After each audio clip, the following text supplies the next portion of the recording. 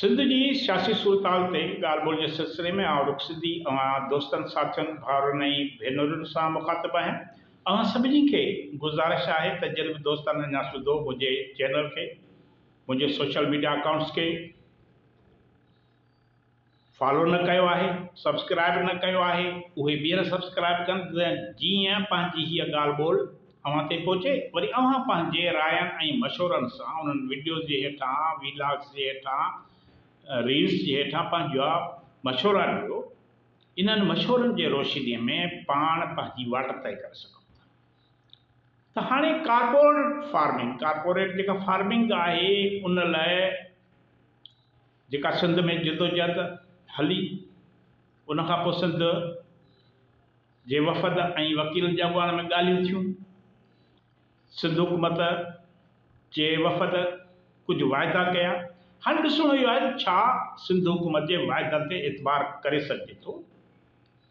छा अवाम खे जदोजहद लाइ ॿधल संदरा खोलण न घुरिजनि। अञा बि हिकु त छा पर काफ़ी जदोजहदूं थियणियूं आहिनि, मैदान मल्हाइणा आहिनि, मुक़ाबिला करणा आहिनि।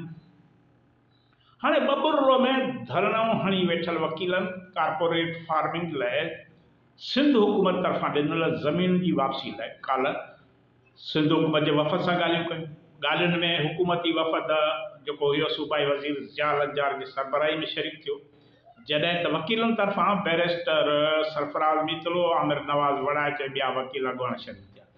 ॻाल्हियुनि बैदि वकीलनि जे अॻुवान आमिर नवाज़ वड़ाइच मीडिया खे ब्रीफिंग ॾींदे ॿुधायो त सिंध में कारपोरेट फार्मिंग जे हवाले सां सरकार पारां 13 ॾींहंनि अंदरि कागज़ पत्र साम्हूं आणण जो वाइदो कयो वियो आहे। हू चवे थो त असां कारपोरेट फार्मिंग जे ख़िलाफ़ आहियूं। जेकॾहिं कारपोरेट फार्मिंग ख़तमु न कई वई त ॿीहर एहतिजाज थींदो। हिन ॿुधायो आहे त असां मुतालबा लिखत में सरकारी वफ़द खे ॾिना आहिनि, कुझु ॾींहं इंतज़ारु कंदासीं। हुकूमत ऐं वकीलनि जे वफ़द में ॻाल्हियुनि बैदि बबुरो में जेको रहियल आख़िरी धरणो हो, उहो ख़तमु करण जो ऐलान कयो वियो। जॾहिं त सिंध में लॻल जेके ॿिया धरणा, उहो हिकु ॾींहुं पहिरियां कैनालनि जे वापसी वारे ऐलान खां पोइ अॻु ई ख़तमु कया विया। हाणे वॾो वज़ीर सैयद मुराद अली शाह पाण चवे थो त कैनाल वापसि कया विया आहिनि, पर सिंध हुकूमत पाण कारपोरेट फार्मिंग चाहे थी। वॾो वज़ीर थो चवे।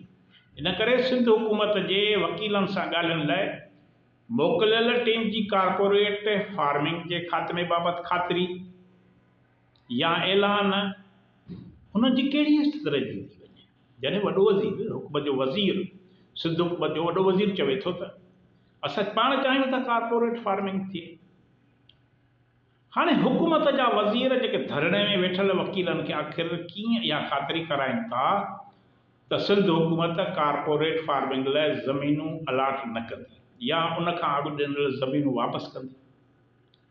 हुकूमत जे वफ़द सां ॻाल्हियुनि बैदि वकील अॻुवाणनि जो चवणु आहे त सिंध हुकूमत 7 मई ते कारपोरेट फार्मिंग जा पेपर वकीलनि जे कमेटी हवाले कंदी ऐं वरी 13 मई ते हुकूमत सां गॾिजाणी कई वेंदी, जंहिंमें इन्हनि कागज़नि जो जाइज़ो वरितो वेंदो। वकीलनि इहो बि चयो आहे त 15 ॾींहंनि में कारपोरेट फार्मिंग ज़रिए ॾिनल ज़मीनूं वापसि थींदियूं। न थियण जे सूरत में वॾे वज़ीर जे हाउस आॾो, CM हाउस आॾो धरणो आहे।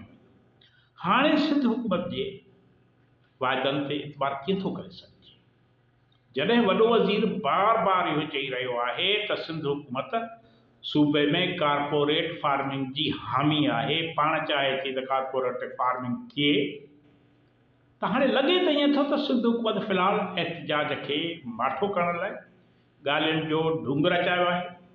इन करे सिंध जे सियासी पार्टियुनि, वकीलनि ऐं अवाम खे जदोजहद लाइ ॿधल जेके संदरा आहिनि, उहे खोलण न घुरिजनि।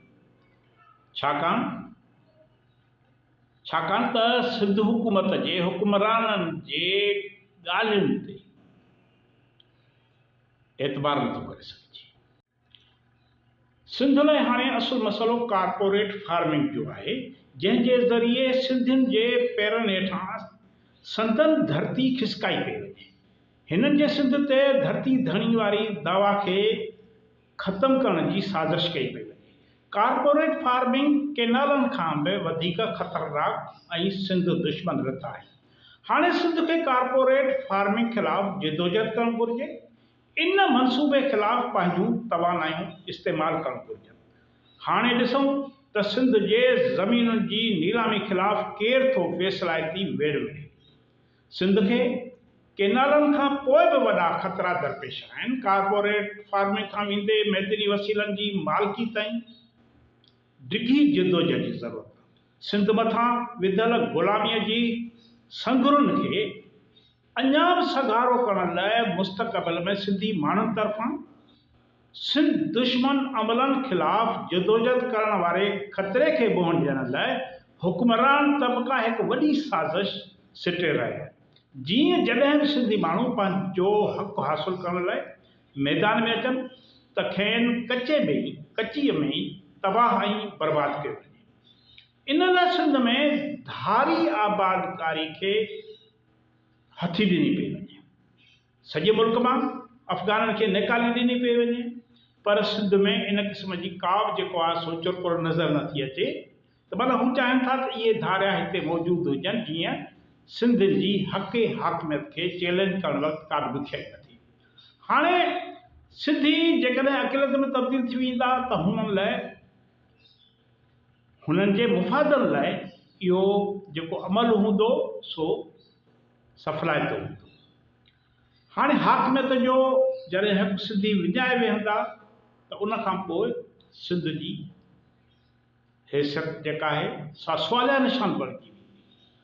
सिंधी माण्हू हर सियासी जिदोजहद लाइ तयारु आहिनि। खेनि बहितर अॻुवाणी जी ज़रूरत आहे।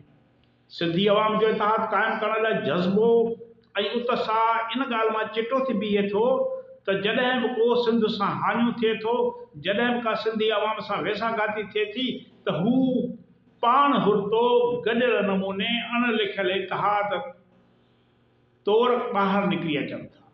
उन वक़्तु इहो नथो ॾिठो वञे त इहा वेसाघाती कहिड़ी दुर सां थी आहे, पर सिर्फ़ु सिंधी हुजण जे नाते ज़ुल्म ख़िलाफ़ ज़ालिम ख़िलाफ़ अवाम पाण हुरतो जिदोजहद में काए पवे थो।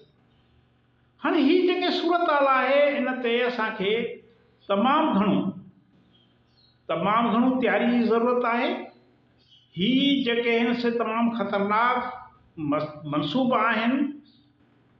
हाणे जेकॾहिं सिंधी माण्हू हिन वक़्तु कारपोरेट फार्मिंग ख़िलाफ़ जिदोजहद लाइ तयारु न थिया, सिंध जूं सियासी तंज़ीमूं उन लाइ तयारु न थियूं ऐं हुक्मराननि जे ॾटनि ते लॻी उन तां ध्यानु हटाए छॾियो त इहो हिकिड़ो तमामु वॾो सान्हो थींदो। सिंध सां हिकिड़ो वॾो माना वॾी वेसाघाती थींदी। त कारपोरेट फार्मिंग बाबति जेको बि सिंध हुकूमत वाइदो कयो आहे, उन जी कमेटी वाइदो कयो आहे, उन ते अमल जी ज़रूरत आहे। जेकॾहिं अमल नथी करे ऐं हीअ सिर्फ़ु ॻाल्हियुनि जो जेको ढोंग रचायो वियो इन लाइ रचायो वियो त जीअं माण्हुनि जे जोश जज़्बे खे थधो कजे, हुननि खे अमल जे मैदान मां हिकु दफ़ो ॿाहिरि कजे, उन खां पोइ उहे मनसूबा ईअं जो ईअं जारी रहनि। असां सभिनी खे, सिंध जे सियासी पार्टियुनि खे, सिंध जे वकीलनि खे, सिंध जे उस्तादनि प्रोफेसरनि खे, सिंध जे शागिर्दनि खे, हारियुनि नारियुनि खे हिन मनसूबे यानी कारपोरेट फार्मिंग ख़िलाफ़ पंहिंजूं अखियूं खोलणु घुरिजनि, अखियूं खुलियल रखणु घुरिजनि ऐं इन लाइ तयारी करणु घुरिजे त हिन वॾी हचा मां जिंदु कीअं आज़ादु कराइजे। तव्हांजी वॾी वॾी महिरबानी।